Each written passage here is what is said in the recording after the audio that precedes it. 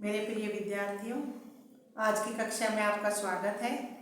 मैं आशा करती हूँ कि आप सभी स्वस्थ होंगे। तो बेटा, आज मैं आपको क्या समझाऊंगी। आज समास का तत्पुरुष समास रहता है, क्योंकि पहले मैं आपको 5 समास पहले से करा चुकी हूँ। समास होते क्या हैं, समास के प्रकार कितने होते हैं, किस समास में पूर्व पद प्रधान होता है, किस में उत्तर पद प्रधान होता है, किस में दोनों पद प्रधान होता है और किसमें अन्य पद प्रधान होते हैं। तो बस वो सभी बता चुकी हूँ। आज मैं अब समझाऊंगी आपको कि तत्पुरुष समास।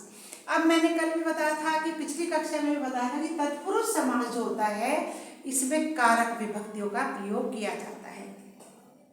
अब इसमें क्या है, कर्ता जो है ना इसका प्रयोग नहीं होता और संबोधन का प्रयोग नहीं होता और सारी विभक्तियां आती है, लेकिन इन विभक्तियों का लोप होता है। लोप होना, विभक्तियों को ये नहीं दिखाया जाता। जब पूछा जाता है तो बताया जाता है, नहीं तो ये नहीं कि करण से के द्वारा, ऐसा नहीं, बल्कि विभक्तियों का लोप करके शब्द बनाया जाता है। जब हम उस शब्द का क्या बनाते हैं, जब हम शब्द का विग्रह करते हैं तब उसको दिखाया जाता है कि ये तत्पुरुष समास का कौन सा भेद है, या खाली हम तत्पुरुष समास का नाम भी लिख सकते हैं। जैसे क्वेश्चन बैंक होता है, जैसे परीक्षाओं में पूछा जाता है, आपको उसी हिसाब से लिखना है और बताना है। एक दिन प्रैक्टिस के लिए हम समास के सारे एग्जाम्पल और उसके विकल्प ले लेंगे, विकल्पों के आधार पर थोड़ा सा स्पष्ट भी कर लेंगे। तो अब देखो, तत्पुरुष समास जो होता है इसका उत्तर पद प्रधान होता है। उत्तर पद जानते हैं ना, ये है पूर्व पद और ये है उत्तर पद। तत्पुरुष समास में उत्तर पद प्रधान होता है और ये होता है गौण, यानी ये ज्यादा महत्वपूर्ण है और ये है गौण। गौण यानी कम महत्वपूर्ण। तो अब हमें क्या करना है, अब हमें तत्पुरुष समास के शब्दों का विग्रह करते हुए दिखाना है कि कौन से मैंने विभक्ति का प्रयोग किया है। अब मुझे क्या करना है कि स्वर्ग प्राप्त। अब मैं करूंगी कर्म तत्पुरुष को लेकर के चलूंगी। इसको स्वर्ग प्राप्त, स्वर्ग को प्राप्त। तो को के कारण क्या हुई है, कर्म तत्पुरुष। ऐसे ही गत होता है जाना, गत होता है जाना। ग्राम को गत मीन्स हुई जाना, गांव को गया। गत यानी कि गया, अर्थात ये हुआ गया। ये दोनों के दोनों समास हुए कर्म तत्पुरुष समास। क्या हुए ये दोनों हुए कर्म तत्पुरुष समास। ठीक है। अब इसी तरह से अब होगा करण। अब ये कर्म हुआ, अब चलेंगे करण। करण में क्या होगा, से के द्वारा। अब ये जो करण है इसमें चलेंगे हम से के द्वारा। जैसे कि अकाल, अकाल पीड़ित, अकाल से पीड़ित, अकाल से दुखी, अकाल से पीड़ित। पीड़ित यानी अकाल से दुखी, पीड़ित होता है दुखी, परेशान। इसी तरह से मानव निर्मित, ये वाला निर्मित, मानव निर्मित, अकाल से पीड़ित, ये क्या है, ये है प्रधान शब्द मानव निर्मित। अब इसमें से और के द्वारा, से और के द्वारा लिया तो मानव के द्वारा निर्मित, निर्मित मतलब बनाया गया। मानव से निर्मित, मानव के द्वारा बनाया गया। मानव निर्मित, मानव के द्वारा बनाया गया, मानव के द्वारा निर्मित यानी निर्माण करना, बनाना। अब ये और ये दोनों के दोनों कौन से हुए, ये हुए करण तत्पुरुष।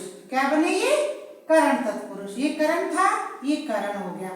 अब क्या है, अब है संप्रदान, के लिए, के लिए। अब इसमें देखो, अब ये है गाड़ी, अब है माल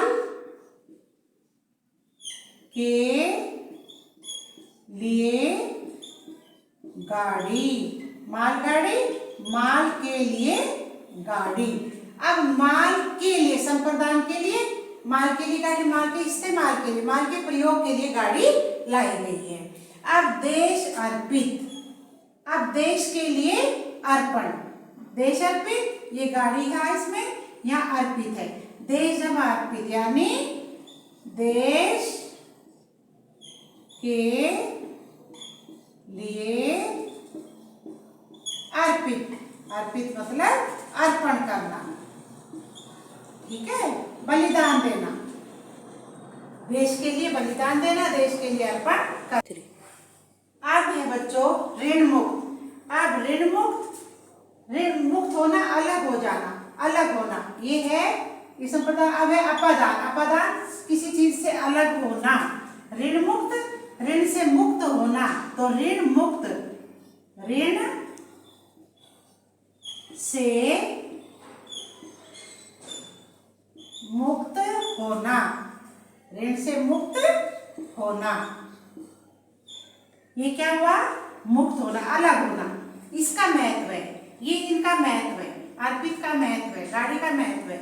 अब देश निकाला, ये भी अलग होना, किसी चीज से अलग हो जाना, देश के निकाला, जैसे कि देश से, कहते हैं कि देश निकाला, दे दिया उसको, तो वही बात है, किसी देश को बिल्कुल अलग कर देना है, तो देश से अलग कर देना या निकाल देना, अलग कर देना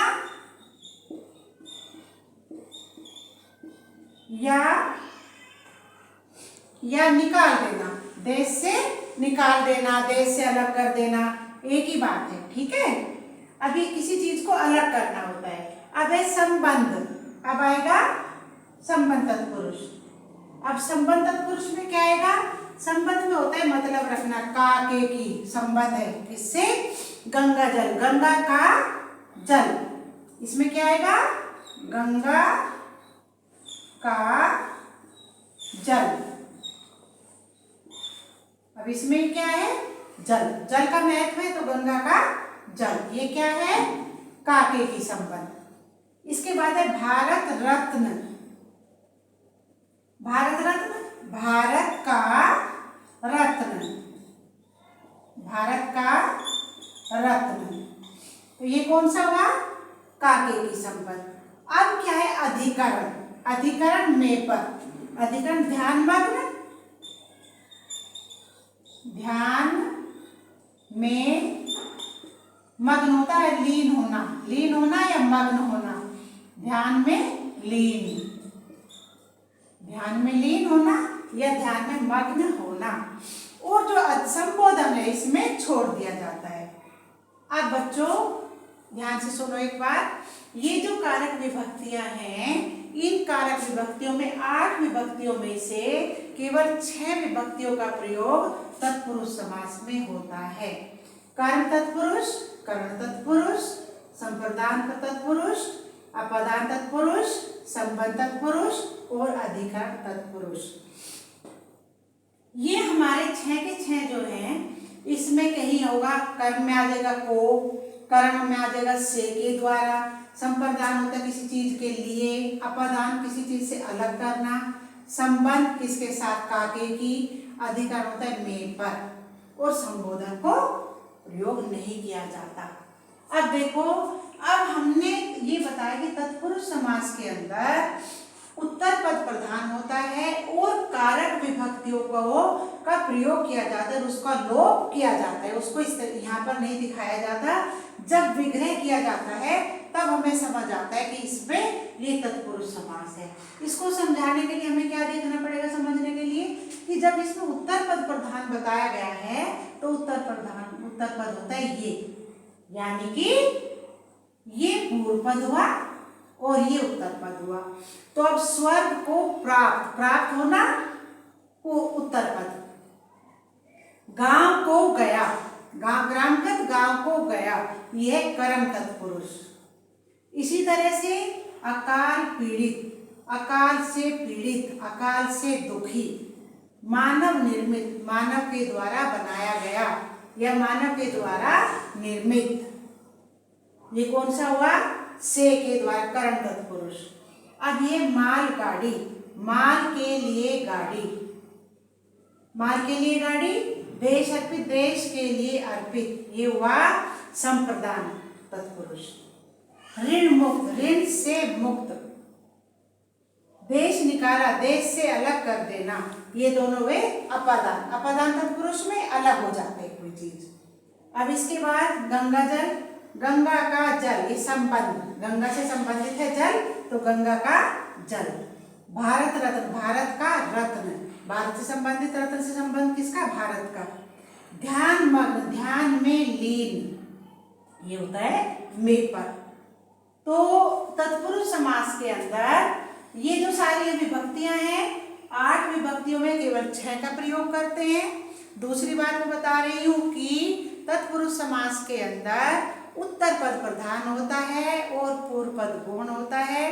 तीसरी बात मैंने बताई कि विभक्तियां तो लगाई जाती हैं लेकिन शब्द के अंदर नहीं दिखाई जाती, बल्कि जब उसका विग्रह करते हैं तब पता चलता है कि इसमें कौन सी विभक्ति का प्रयोग किया गया है। तो बेटा मैं आशा करती हूँ कि आप लोगों को ये समझ आ गया होगा। अगली कक्षा में कल के लिए हमने सोचा है कि कल एक बार कुछ शब्द लिख दिए जाएं और विकल्प दे दिया जाए कि कौन सा क्या है, तो उसकी प्रैक्टिस हो जाएगी और आपके एग्जाम के लिए, कोई भी एग्जाम दोगे उसी एग्जाम के लिए ये उपयोगी होगा। धन्यवाद। अच्छा, अब मैं क्या चाहती हूँ कि बस ये यहाँ तक हो गया 6 तक। इसके बाद ये वाले सारे शब्द देखो।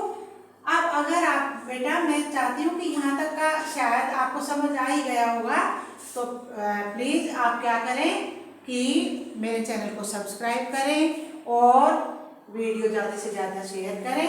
धन्यवाद।